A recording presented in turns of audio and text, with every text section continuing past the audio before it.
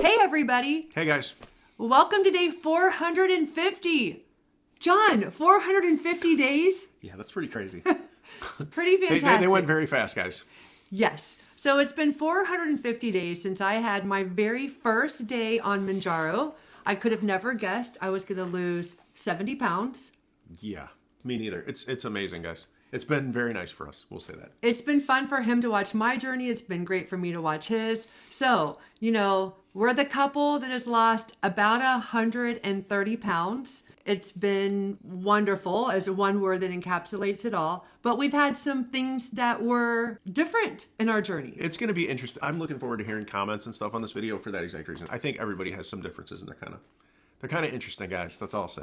Yeah, for sure. So we're going to get right into it. And one of the differences in our experiences was our sleep after the shot. And so, John, how was your sleep after you would take your shot? Yeah, okay. So, guys, I got to set like a baseline for this. So I have obstructive sleep apnea. Y'all know what sleep apnea is. That's the normal kind, basically. Thick neck. And when I weighed, 60 odd pounds more than I do now, it was even thicker. So I got that. And then I actually have another sleep disorder. It's something called periodic limb movement disorder. It's kind of like restless leg a little bit, kind of, but not quite the same, because with restless leg syndrome, you kick right before you're going to sleep. I think you're still basically awake, but just barely. For me, it's literally after I fall asleep, I get twitchy and stuff. So I have a couple sleep disorders, quote unquote, it's weird to say, anyway. And MJ definitely does mess with my sleep. Should I tell when? Because it's a when thing. If I take my shot after, I don't ever take it anymore. I don't ever take it except first thing in the morning. So I wake up, it's MJ immediately. And that is so crazy to me. Yeah. It was just a couple of days ago. I was like, why did you skip your shot? And he said, because I didn't remember until the evening. I'm like, what does it matter what time of day? So this is really interesting. Yeah, every time. Every time I took the shot in the afternoon, I woke up at 2, 3, 3:30, just crazy early in the morning times. Yeah, because I already have goofy sleep, I don't like messing with it. I just do it in the morning. And okay. Yep. Okay, so the day that I met my doctor and the day that I said, let me tell you about how stressful my life has been battling obesity, I think Mounjaro is for me, and he prescribed it, is the day I picked it up. All those 5 things happened on the same day, and that night I took Mounjaro for the first time. So it was bam, bam, bam. Oh my goodness, there was such a difference between when I woke up and when I went to bed. This day held a lot of excitement. And since then, it's been the same. I haven't really considered what time of day I take the shot. But I will say when it comes to sleep, that even now, I can take the shot late at night. I don't really see any difference. Or if I take it early in the morning, don't see a difference. But one of my peskiest side effects, when you're going through it, there's nothing you can do about it. So you just deal with it and definitely the pros outweigh the cons. So as I would just be wide awake at 4 a.m., wide awake at 3 a.m. and not I'm waking up in the night, waking up in the night and just laying there for half an hour, for an hour, then finally just getting on your phone saying, I might as well accomplish something because I am wide awake. I remember about 3-4 months in, I went to my friend's house in Florida, and that was the first night that I had slept 7 hours in a row in about as many months. And I remember writing it in my diary because it was almost made me want to have a lump in my throat. It was like a little tear jerk moment because I had not had good sleep in so long. But a lot of people talk about how these drugs can affect their sleep. For me, that side effect went away, and I have had no more issues after about 5 months. Yeah, and to be fair, maybe that would happen with me too. That's interesting. Maybe I'll experiment with it. But I noticed it so consistently that I think. Sure. Yeah, I don't know. We'll see, guys. Okay, very good. So differences in sleeping, and that was also a difference in the time of day we take our shot. We kind of talked about 2 different things within that one. Okay, that was great. Secondly, our weight loss has been different. And so for me, I had no idea how my body would react to this drug. John and I did a lot of research. We're putting something in our bodies. We talked to our doctors, want to make sure we're making great decisions for us. And it really made sense. He's got other health issues in his family. And so he was really thinking about his future and some things that he's been battling with hunger and with the overeating. Exact same situation for me. And so while we were excited, we did just want to jump on one of these drugs, want to make sure it was a great decision for us. We had no idea. There's some people that they have to titrate up to the 12.5. Right. You read about them. Like, I'm on the 15.0 before I got some, like, felt like my hunger was a bit satiated. For me, it was the night I took my first shot. And so I took 2.5. That night, I did not want to snack before bedtime. Huge difference in the way Amy wakes up hungry, goes to bed hungry.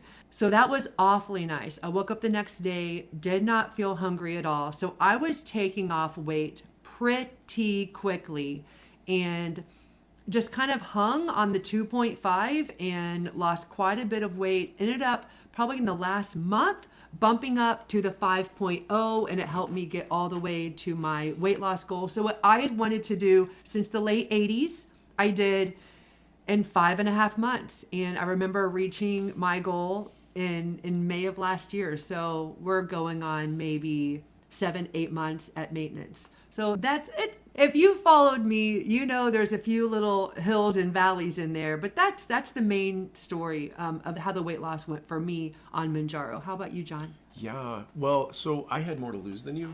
I'm still not at goal weight. I like plateaued months ago, and I kept like thinking, I'll fight through the plateau and blah blah blah. I've never wanted to titrate up. So I started at 2.5 as well. I went to 5, and I've not wanted to go up since then. But I started having like food cravings and just some bad stuff going on. I had it probably about 6 months ago, got through it, but then had it again like a month and a half, 2 months ago. And it's been challenging. So like, it's to the point that it's annoying. So like, I kind of hit my threshold where I'm like, okay, it was annoying initially, but like it didn't go away. And that's really the part that like, if it's consistent, I find I don't want my willpower like ground down, because that just doesn't work. This is going to sound weird. I should talk about this for 2 seconds, though it's worth it. So there's some science that there is such a thing as willpower chemically. And it's a really like fascinating branch of, study from my perspective. Susan Pierce Thompson talked about it in her book, but basically willpower is made up mostly of glucose. There's actually a storehouse in your brain that kind of gives you the ability to like make decisions and sort of resist impulses and do things like that. It is finite. It's a chemical. It's a resource. There's a certain amount of it, and then you're done. So like it recharges over time, but if you keep getting confronted with temptation, sooner or later, like just because of the normal stresses of life, some days are more stressful, some days are less stressful. Well, if you have a more stressful day and you get hit with a bunch more temptation, sooner or later it's really tough and you start to crack. And I don't want to run into that. I already have really.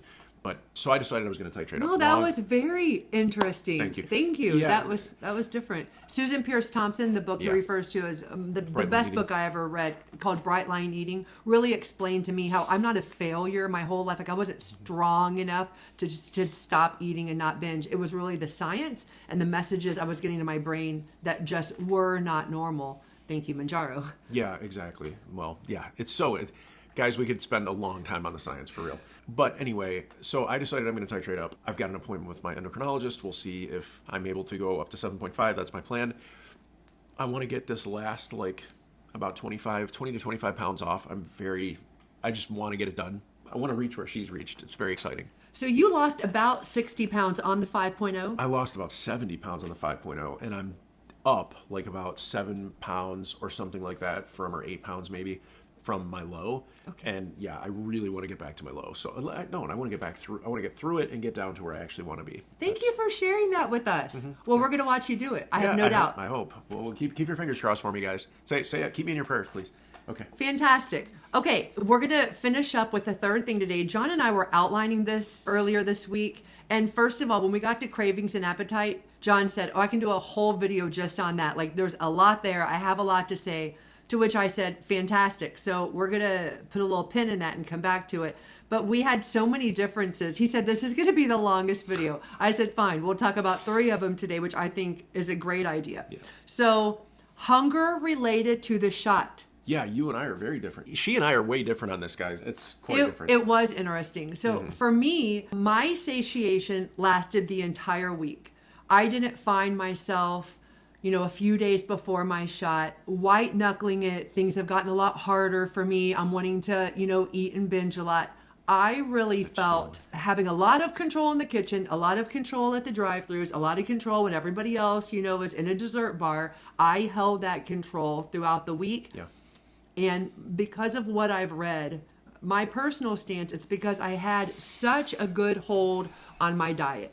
And I feel like for myself, if I have a little bit of sweets or even a little bit of artificial sweetener, that for me starts my brain spiraling downward. If I have a lot of breads or flour, or if I sit and eat a bowl of chips, I'll find spiraling down. I kind of want to go and delve into stuff I shouldn't delve in. I think because I really was so happy to not be hungry, I said, hey, I'm not hungry anyway. Let's take advantage of this and make great choices.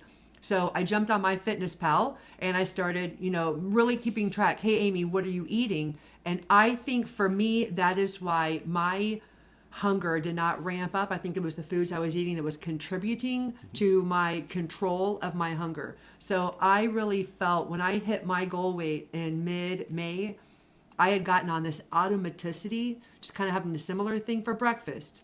A good sensible lunch, a good sensible dinner. And I just got in this rhythm where I stayed feeling pretty good and a pretty nice balance on hunger throughout the week. Now, John, did your hunger change from, day 1 when you take your shot to day 7 when you've been 7 days from your shot? Yeah, quite substantially, actually. Oh.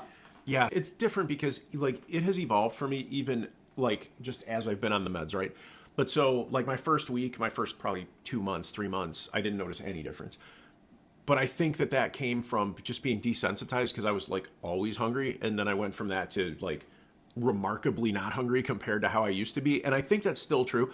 I think, on day 7, I am still much less hungry than I was before I took Mounjaro. Okay, so anyway, but the difference is, so for me now, where I've, in my head, I'm thinking of it as resensitized, my body is now aware of being hungry and stuff, Yeah, so on day 1, 2, 3, basically 4, I'm never hungry. I pretty much don't get hungry. Any kind of desire for food is almost strictly cravings based. Yeah, and for Amy and me, that's one other difference, which maybe we'll give you the little bonus. I can feel the difference very clearly between a craving and hunger. For you, they come through the exact same, and it's really interesting that we have this difference. When I'm hungry, it's like I haven't had food in 2 weeks. It's a hunger like oxygen. You want it, you can't get it out of your head. And cravings and hunger, they're equally as strong. So that's been really interesting to hear John describe it and then to say, hey, let me tell you how it looks from my perspective. It's literally where it is in my body that tells me more than anything else. So it's very interesting. Yeah. Anyway, we should do it. That's another video. But anyway, okay. So day 1, 2, 3, 4, my hunger and cravings are basically gone. And hunger in particular is absolutely gone. It's 0, right?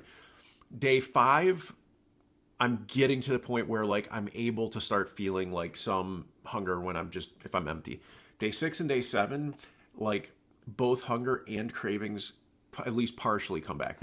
I strongly believe they're not back to what they were when I wasn't on MJ because I would be overeating very substantially on day 7 if that were true. So there still is definitely lingering positive stuff going on, but it diminishes over the week. And it's I can feel the difference, I feel it every single week. So yeah. If you were with me last spring, sometimes we would describe it where John says, I'm losing the first half of the week, and then I kind of hit the middle of the week, and then I probably gain a little bit towards the end of the week, and I still come out ahead, but you've had quite a difference. Well, for sure.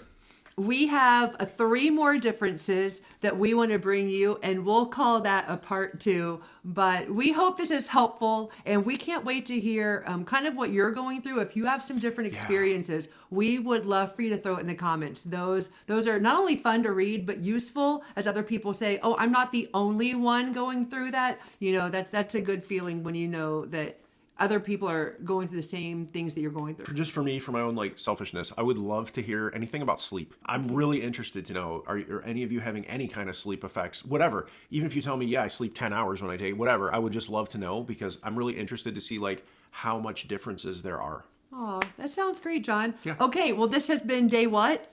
450. Day 450. Thanks everybody for joining us, and we'll see you on the next one. Bye, guys.